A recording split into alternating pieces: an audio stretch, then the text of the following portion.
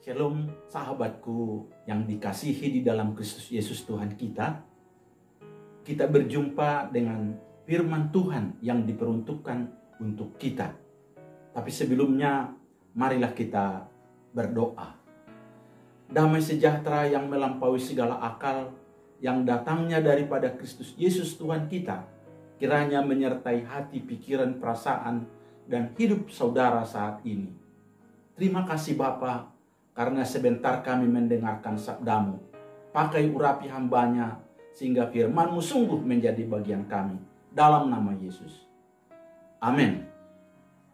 Firman Tuhan untuk kita diambil dari 1 Yohanes pasal yang keempat, ayat 7 sampai ayat 21, dengan tema bukti bahwa kita sungguh mengasihi Tuhan. Saudara-saudara yang dikasihi di dalam Kristus Yesus Tuhan kita, saya percaya bahwa kata kasih sudah terbiasa dan sangat luar biasa kita gumuli hari demi hari. Kasih ini harus kita akui adalah salah satu kebutuhan terbesar dan terpenting dan mendasar bagi umat manusia saat ini. Bahasanya memang sangat sederhana. Sapaannya juga sangat sederhana, hanya 3 kata. I love you, saya mengasihi kamu. Tapi manfaatnya, dampaknya sangat luar biasa. Apalagi kita ungkapkan itu bagi keluarga, bagi istri, bagi suami, bagi anak-anak, dan juga bagi orang tua, bagi banyak orang di sekitar kita. Saudaraku, harus kita akui bersama bahwa jika ada kasih pasti melenyapkan dan menghancurkan keegoisan dan kebencian. Makanya kita harus betul-betul menggumuli dan merenungkan betapa pentingnya kita sungguh-sungguh mengasihi sesama sebagai bukti kita sungguh-sungguh juga mengasihi Tuhan. Ironisnya saudaraku, banyak tindakan kasih saat ini justru bersifat manipulatif. Seorang pemudi menggunakan seks untuk mendapatkan cinta, sementara si pemuda menggunakan cinta untuk mendapatkan seks, sehingga sangat-sangat terbalik-balik, sehingga konotasi daripada cinta itu sudah sangat melenceng banyak, yakni hanya masalah seks, padahal sangat-sangat luas dan sangat-sangat hebat dan luar biasa kata kasih tersebut. Saudaraku, saat ini saya mengungkapkan, jika kita belum mendengar kata ini kepada kita, saya rindu dan saya mau mengatakannya kepada saudara bahwa Yesus sungguh-sungguh mengasihi saudara. Amin. Nah itu saudaraku. Dan mengapa dan bagaimana cara kita membuktikan, apa alasan bahwa kita bisa membuktikan bahwa kita sungguh-sungguh mengasihi Tuhan juga kepada sesama. Yang pertama, karena Allah adalah kasih dan kasih berasal dari Allah. Saudaraku, pernyataan itu secara jelas tadi diungkapkan oleh firman Tuhan bahwa Allah adalah kasih. Dan dengan pernyataan kini kita langsung bicara tentang sifat Allah, atribut, nature, sifat khusus, properti Allah sendiri. Allah adalah kasih. Cuma harus kita sadari bahwa ini tidak bisa dibalik. Kasih adalah Allah, karena kasih memang adalah, sekali lagi, atribut. Itu adalah keadaan atau sifat karakter daripada Allah sendiri. Makanya kita tidak bisa katakan jika saya sudah mengasihi maka saya sudah menyembah Allah, saya sudah mengenal Allah, saya sudah melakukan yang terbaik buat Allah, karena kasih bukan Allah.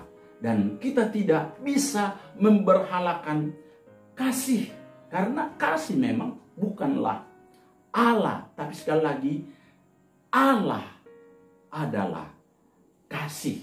Nah, saudara-saudara yang dikasihi di dalam Kristus Yesus Tuhan kita, kasih saya sudah ungkapkan tadi adalah atribut dan juga harus dihubungkan dengan Allah sendiri. Makanya karena ini adalah atribut, adalah sifat, adalah karakter Allah, maka kasih Allah ini juga pasti dihubungkan dengan apa? Dengan salib, dengan Yesus yang mengorbankan dirinya di kayu salib. Karena Allah adalah kasih, maka siapa saja yang mengaku berasal dari Allah dan juga sudah ditebus oleh darah Yesus dan sudah bertobat dan menjadi anak Allah, dia juga punya identitas, punya atribut kasih.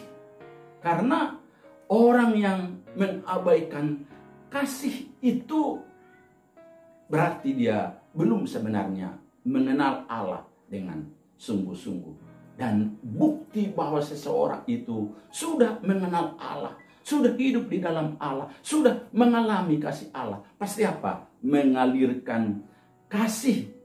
Karena inilah identitas tanda daripada anak-anak Allah. Artinya inilah bukti bahwa saya sungguh-sungguh sudah hidup dalam kasih Allah. Karena Allah adalah apa? Kasih. Itu yang pertama. Kedua, kita mengasihi sesama karena Allah sudah mengasihi kita begitu rupa. Saudaraku yang dikasihi di dalam Kristus Yesus, Allah adalah kasih. Kasih Allah bukanlah sebuah spekulasi filosofisis yang abstrak dan teoritis. Bukan omong doang saja.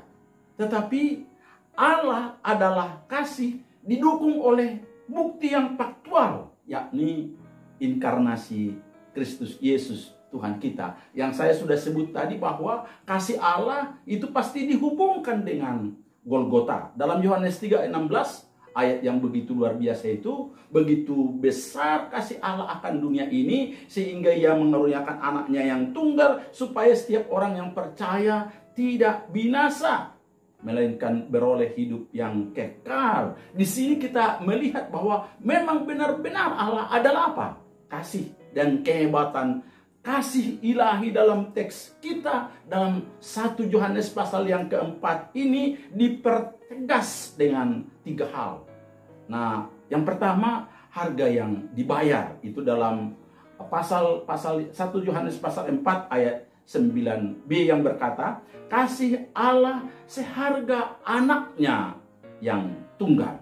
Saudaraku, ia kehilangan anaknya yang tunggal supaya kita bisa menjadi anak-anaknya. Supaya kita memperoleh hidup yang kekal. Seharusnya dan sepatutnya kitalah yang dihukum dan masuk ke neraka. Tapi melalui pengorbanan Yesus, karena Yesus yang datang ke dunia dan mau disalib, sehingga kita memperoleh hidup yang kekal. Makanya kita perhatikan di sini bahwa kasih Allah itu beda dengan kasih manusia.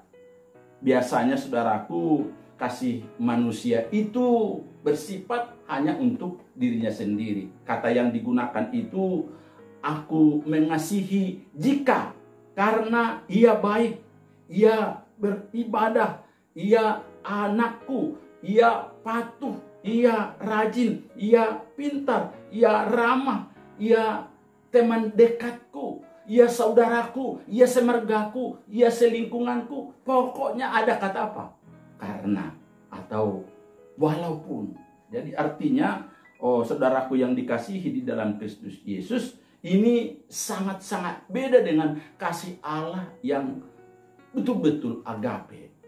Betul-betul sungguh-sungguh kepada kita, karena memang Allah kasihnya itu adalah walaupun, sekali lagi adalah walaupun. Kalau manusia kasihnya itu karena, tapi kalau Allah adalah walaupun. Walaupun itu artinya berarti apa? Aku mengasihi kamu, aku mengasihi dia walaupun ia tidak baik. Walaupun ia tidak patuh, walaupun ia memberontak, walaupun ia tidak rajin, walaupun ia tidak patuh, ia tidak pintar, ia tidak ramah, ia tidak cantik, ia bukan keluargaku, ia tidak dongan tubuh, tetapi tetap dia apa? Mengasihi. Inilah teladan kasih yang sepatutnya juga kita kerjakan sebagai orang-orang yang sudah dikasihi oleh Allah dan sudah mengalami kasih Allah, dan sepatutnya kita praktekkan. Jangan hanya mengasihi karena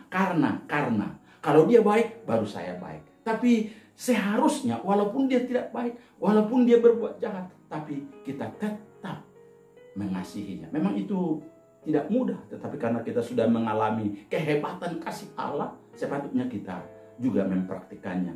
Yang kedua, saudaraku, bahwa Allah lah yang inisiatif untuk mengasihi kita. Itu dalam ayat yang ke-10a, yang menekankan bahwa inisiatif kasih Allah ada pada pihak Allah.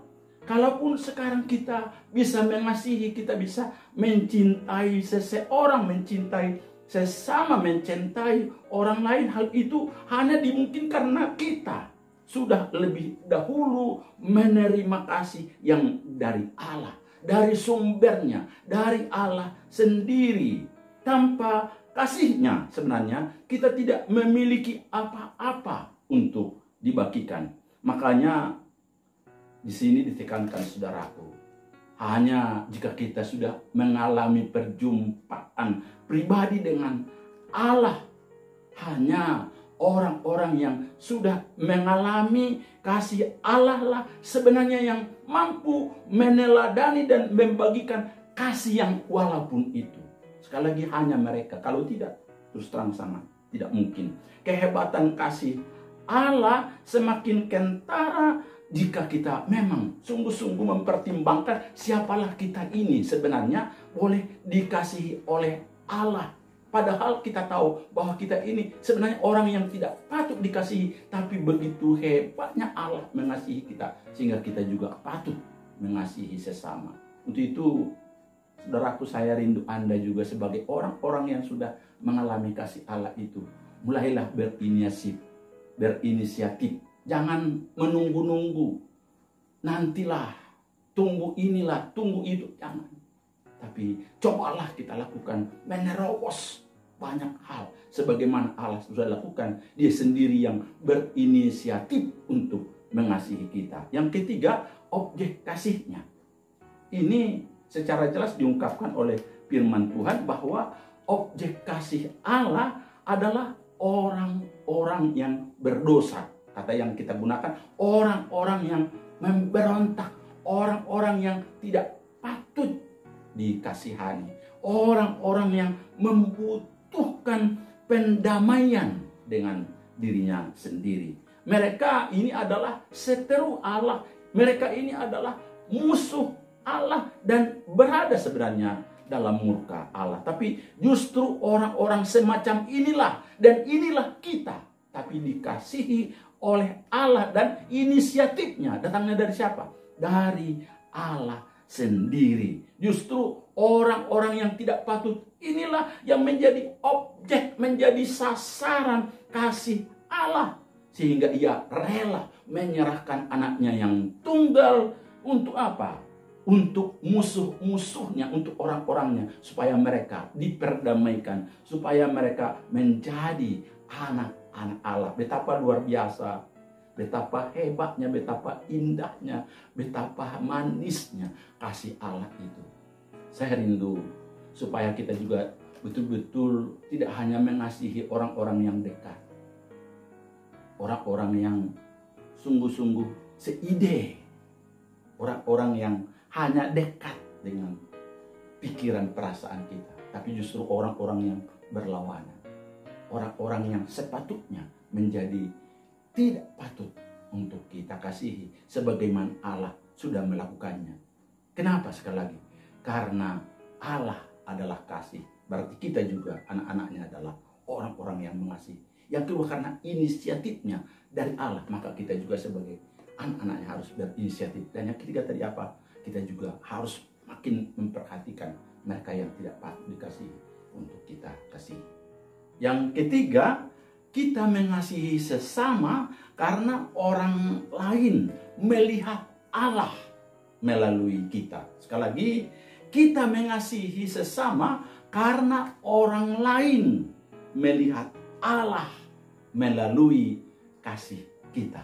Secara jelas diungkapkan bahwa tidak seorang pun dapat melihat Allah kecuali kepada orang-orang tertentu toh, dan juga kepada yang melihat Yesus, karena dia katakan siapa yang melihat aku, dia sudah melihat Allah Bapa. Tapi kita orang-orang Kristen sekarang ini toh tidak pernah berjumpa melihat Allah secara kasat mata. Tapi secara jelas dikatakan bahwa Allah adalah kasih. Dan jika Allah itu adalah kasih dan sumber kasih tidak dapat dilihat orang, bagaimana saudaraku orang lain bisa mengetahui hal itu bahwa Allah adalah sungguh-sungguh kasih?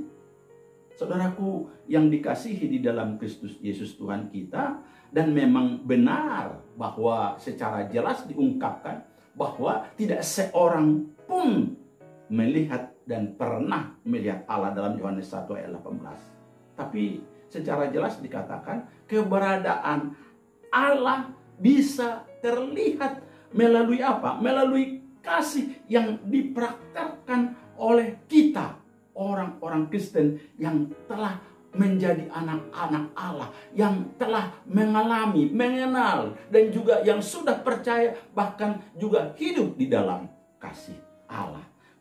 Keberadaan Allah dan juga kasih Allah rupanya bisa terlihat melalui apa? Melalui kasih yang dipraktekkan oleh orang-orang Kristen. Dengan apa? Dengan cara saling mengasihi. Kita menunjukkan bahwa kita berasal dan sungguh-sungguh hidup di dalam kasih Allah. Itu dalam ayat 7-8. Dengan saling mengasihi pula kita menunjukkan dan sudah pasti menunjukkan bahwa Allah ada di dalam diri kita. Itu dalam ayat 9-10. Pendeknya, kasih dalam diri kita membuktikan bahwa Allah diam di dalam diri kita. Saudaraku yang dikasihi di dalam Kristus Yesus, kasih ilahi tidak dimaksudkan untuk berhenti pada saat kita menerima, pada saat kita mengalami kasih itu di dalam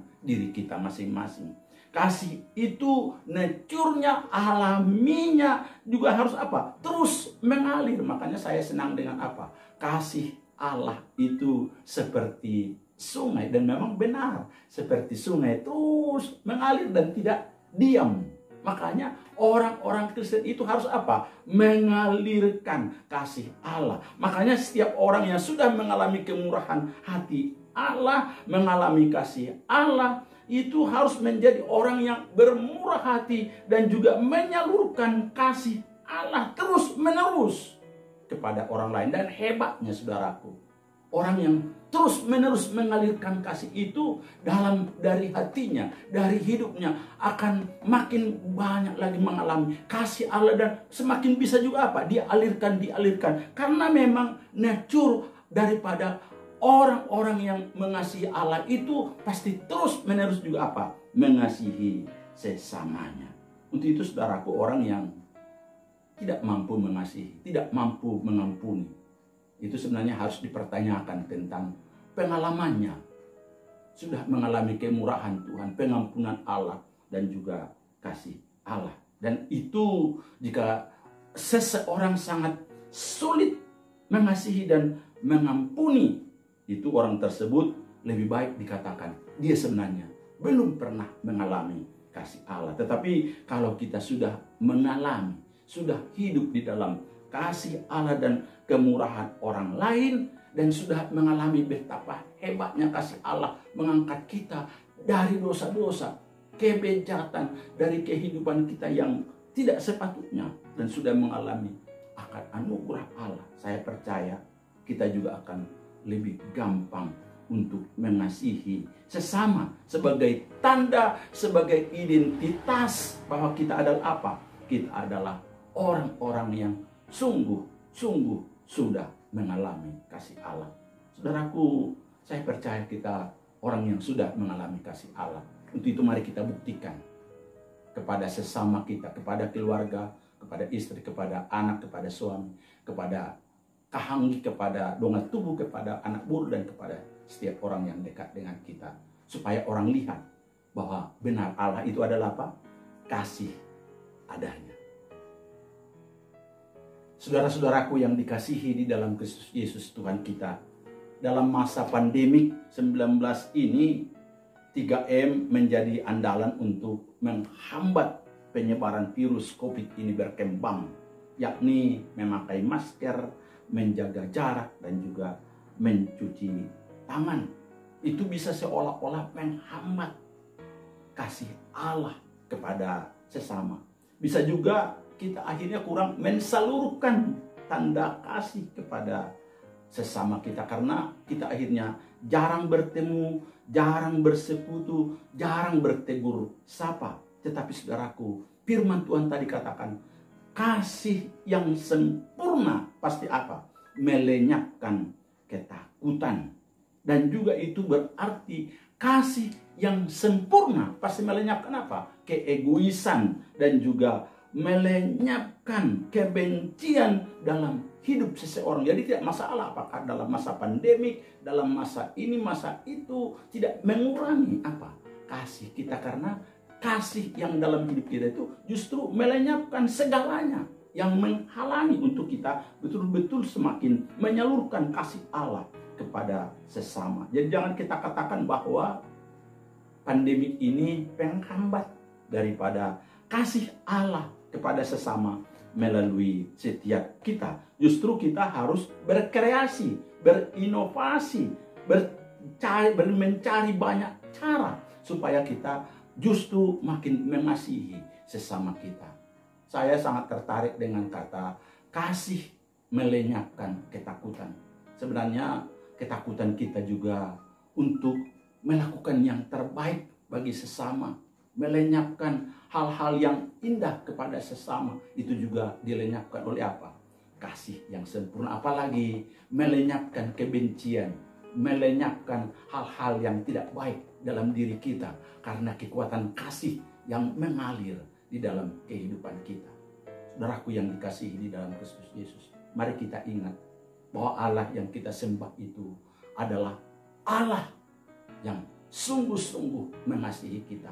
Allah adalah kasih, dan Dia rindu identitas, dan ini objek daripada Allah sendiri sebagai kasih menjadi bagian kita sebagai anak-anaknya, sebagai gambar rupa daripada Allah. Untuk apa? Hidup dalam kasih. Kita sudah lihat tadi kehebatan kasih Allah melalui anaknya Yesus Kristus sendiri, yang sungguh-sungguh Dia lakukan untuk kita yang tidak patut, tapi sudah mengalami pengorbanan Yesus supaya kita menjadi anak-anak Allah. Dan rupa-rupanya kita yang sudah mengalami pengampunan Allah itu, yang sudah mengalami kasih Allah itu, justru kita harus apa? Buktikan itu kepada sesama kita, supaya orang sadar bahwa Allah yang tidak kelihatan itu benar-benar ada, karena hidup kita sungguh mau mengasihi dan kita sudah mengalaminya. Maka kita sepatutnya juga menyalurkannya, mengalirkannya seperti sungai. Kasih kita juga akhirnya seperti sungai, mengalir dan terus mengalir. Khususnya kita lakukan kepada keluarga kita. Kiranya Tuhan Yesus memberkati saudara. Amin.